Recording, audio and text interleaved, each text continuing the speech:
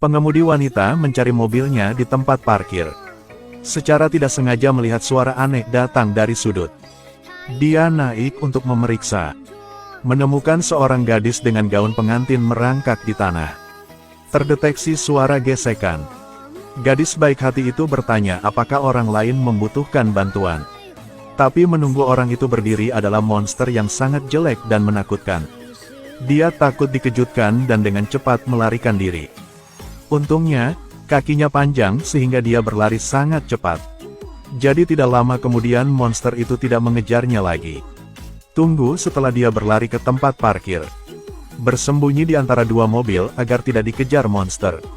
Tapi monster itu sepertinya mencium baunya. Dekati tempat dia bersembunyi dan temukan baunya untuk diperiksa. Lihat monster yang akan menemukan gadis itu. Dia dengan cerdas melompat turun, dengan cepat menekan kunci mobilnya. Monster itu mendengar suara itu dan membuang muka. Lari ke tempat suara itu. Gadis itu mengambil kesempatan untuk bangun dan melarikan diri. Tapi monster itu sepertinya memperhatikan suara aneh di belakangnya. Kemudian berbalik dan berlari ke arah gadis itu, mengejar lagi. Gadis itu melihat sebuah truk pengiriman di depan dengan pintu belakang terbuka. Gerobak sudah dekat tepat di depan Anda. Selama keadaan darurat, dia harus mempertaruhkan nyawanya untuk melompat ke bagian belakang mobil. Manfaatkan waktu sebelum monster mengejarnya menutup pintu, menendang monster itu. Gadis itu dengan cepat mengunci pintu. Tetapi pada saat ini, suara pintu yang didobrak datang dari luar. Setelah beberapa jam mengetuk pintu, perlahan-lahan menjadi tenang. Gadis itu diam-diam memuji dirinya sendiri karena berlari terlalu cepat. Untungnya bersembunyi di dalam van. Tapi belum menunggu dia pulih. Tiba-tiba,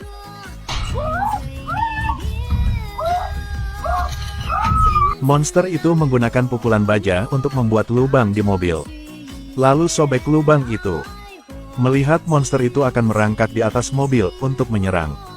Pada saat ini, di kejauhan, seseorang berjas hitam dengan cepat berlari.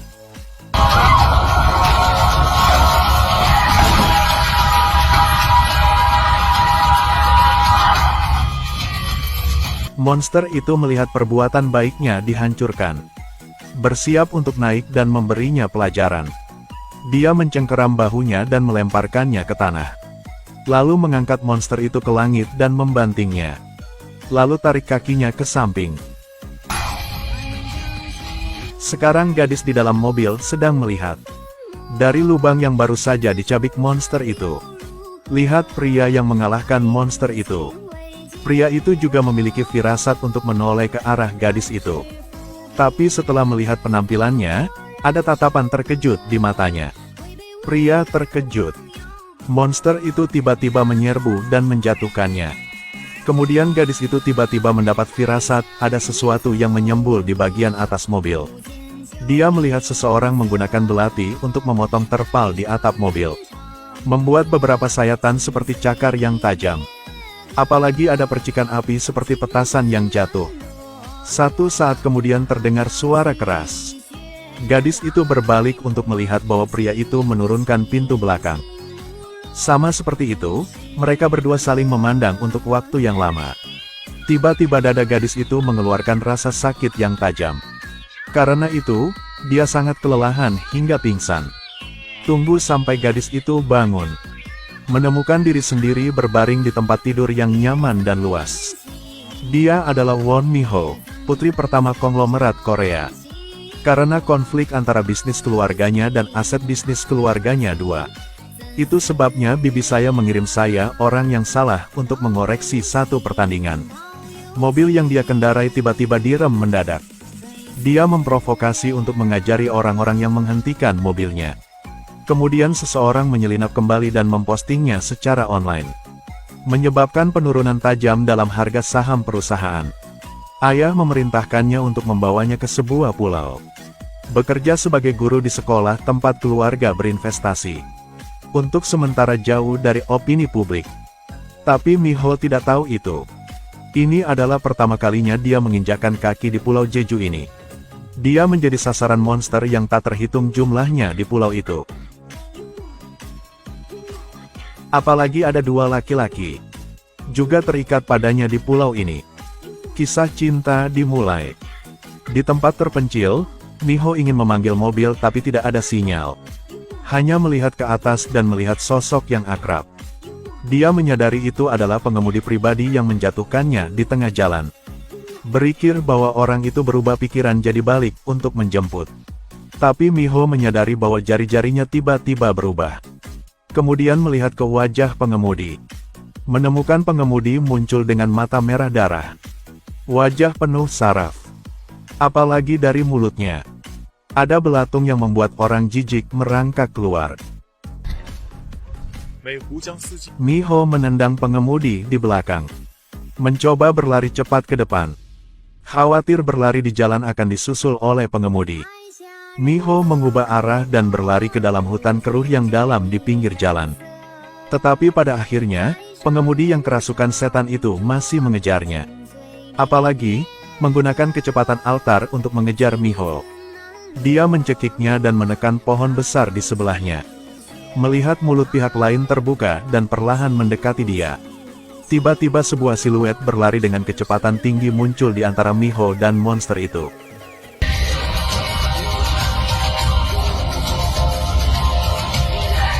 Pengemudi ingin lebih dekat untuk melihat siapa yang merusak bisnis baiknya. Tetapi baru sekarang saya menyadari bahwa pria yang baru saja lewat telah memotong lengannya. Pria berdiri melantunkan mantra. Seketika membuat perisai di sekitarnya. Dan monster itu juga menghidupkan kembali lengannya. Lalu bersiap untuk membunuh Miho sebelum pria itu mendekat. Tapi tanpa diduga dia muncul tepat waktu berdiri di depan Miho. Mengambil pisau fatal untuknya. Tepat setelah itu, dia menggunakan tinju bajanya untuk mengalahkan monster itu. Tanpa waktu istirahat, dia bergegas menuju monster itu. Menangkapnya dan melemparkannya ke udara. Dia menginjak pohon dan melompat. Monster terpental ke atas dan ke bawah, dan tetap mendapatkan satu pisau dan satu tendangan dari Van. Lalu orang itu juga mendarat. Keluarkan belati dan tusuk dengan kuat di perutnya.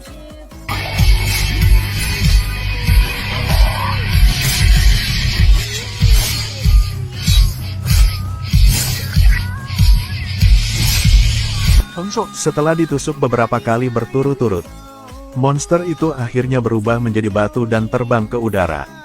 Setelah batu itu pecah, berubah menjadi batu yang bentuknya seperti kepalan tangan. Ketika diinjak-injak olehnya, dia ambil batu. Dia melihat gadis di depannya setelah diselamatkan olehnya. Menemukan bahwa seseorang datang mencarinya baru-baru ini. Dia naik dan memberitahu Miho. Jangan berpikir untuk melarikan diri. Hanya dengan begitu dia bisa bertahan. Kemudian lepaskan perisai di sekitarnya. Pria bernama Van telah hidup di dunia ini selama lebih dari 1000 tahun. Ketika dia masih kecil, orang-orang di desa dibantai oleh monster. Dia adalah satu-satunya yang tersisa yang ditemukan dan diselamatkan oleh seseorang. Van kemudian menyelamatkan tetua agamanya. Dia dibawa ke tempat rahasia di ruang bawah tanah. Ada juga banyak anak laki-laki seusianya. Di sini mereka melihat di tanah monster yang membantai umat manusia. Dan tujuan Penatua membawamu ke sini adalah untuk menyuntikkan darah iblis ke dalamnya. Melahirkan manusia baru yang bisa melawan setan.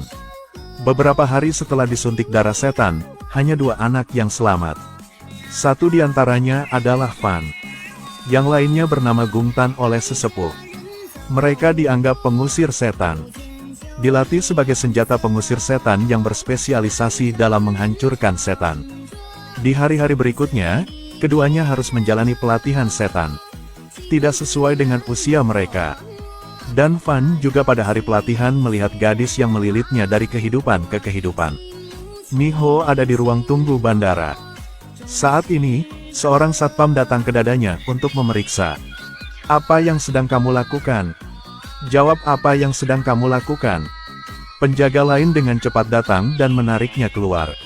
Tapi kali ini Miho memperhatikan tatapan penjaga yang tidak menentu itu.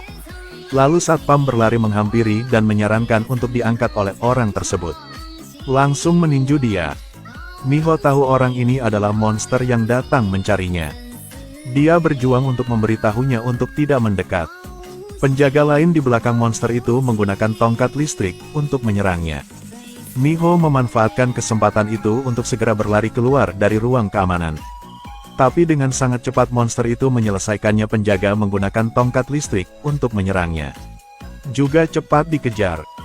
Miho berlari ke aula bandara menuju tempat parkir. Kebetulan melihat pintu sebuah supercar terbuka di depan. Dia segera berlari ke mobil dan bersiap untuk pergi. Pada saat itu, supir menyadari bahwa dia naik untuk mencegah Miho menutup pintu. Pada saat ini monster itu juga menyusul. Salah satu pukulannya membuat pengemudi itu terlempar. Lalu bersiap menarik Miho dari kursi pengemudi. Dua kaki Miho mencegah monster mendekat. Lalu ambil tuas persneling mobil. Coba tekan pedal gas dengan satu tangan.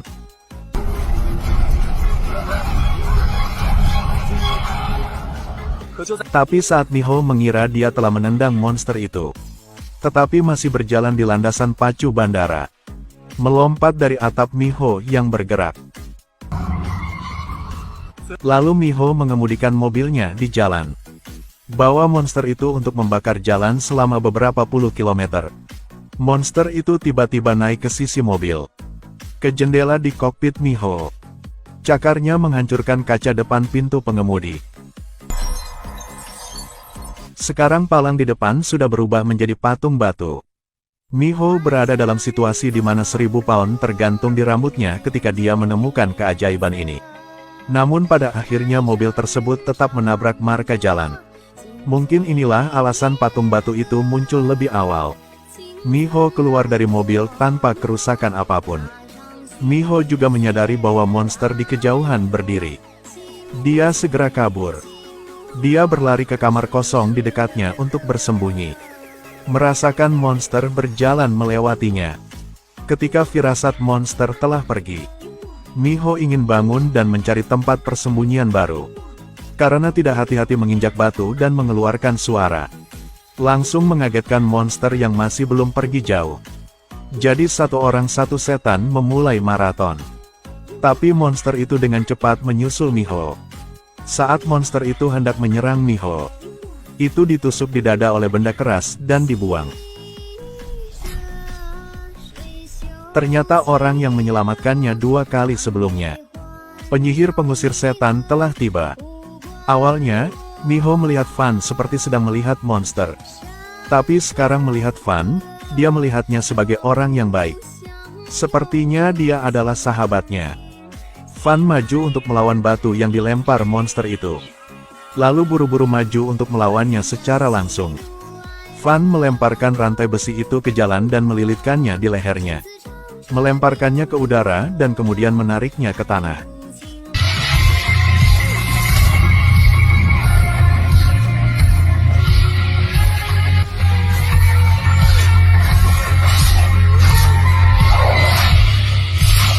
Akhirnya di bawah tatapan mata Miho yang terlihat penuh hormat, Fan dengan cepat menangani monster ini. Maka Fan sama seperti sebelumnya. Setiap kali dia selesai berhadapan dengan musuh, dia pergi meninggalkan Miho sendirian. Miho kembali ke tempat tinggalnya.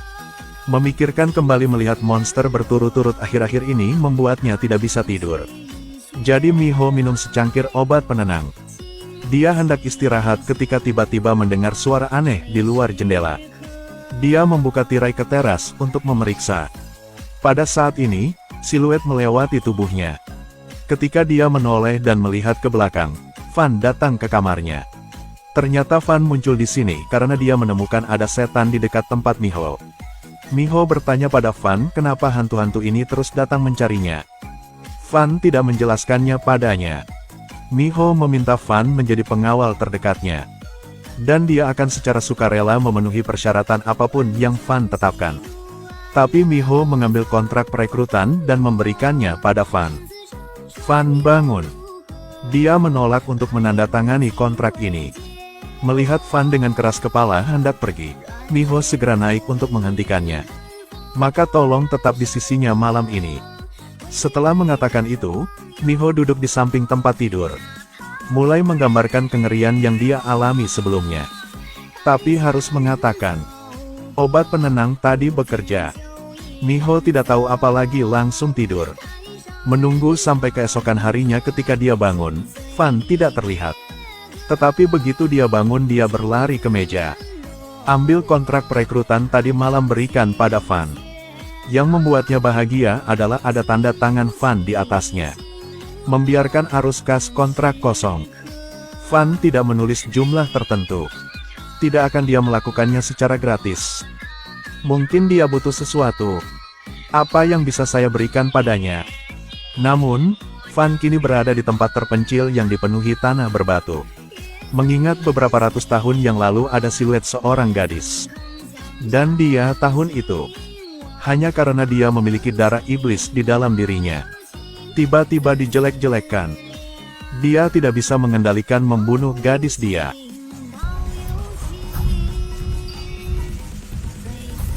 Aku harus menyesal karena kamu melupakanku. Atau selamat karena kamu melupakanku.